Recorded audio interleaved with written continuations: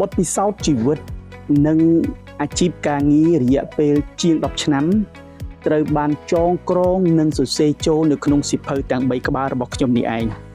សៀវភៅទាំង3ក្បាលនេះគួរតែមានគ្រប់ផ្ទះរបស់យើងតែម្ដងសៀវភៅទី1នោះខ្ញុំបានសរសេរដែលដាក់ចំណងជើងថាយឺតដើម្បីលឿនតើហេតុអ្វីបានជាខ្ញុំសរសេរយឺតដើម្បីលឿនតើវាមានន័យនិងបង្កប់ខ្លឹមសារយ៉ាងម៉េចអំពីជីវិតនិងអាជីពការងារទី2នោះគឺសៀវភៅទម្លាប់មនុស្សជាអ្នកបង្កើតទម្លាប់បន្ទាប់មកទម្លាប់បង្កើតមនុស្សតើយើងគួរតែធ្វើយ៉ាងម៉េចដើម្បីបង្កើតទម្លាប់មួយដ៏ល្អដើម្បីជាឥទ្ធិពលនៅក្នុងជីវិតនិងអាជីពការងាររីឯទី3នោះគឺសៀវភៅអាថ៌កំបាំងទាំង5តើអាថ៌កំបាំងទាំង5មានអ្វីខ្លះហេតុអ្វីបានជាខ្ញុំដាក់ចំណងជើងវាជាអាថ៌កំបាំងលោកអ្នកនឹងបានយល់អំពីវា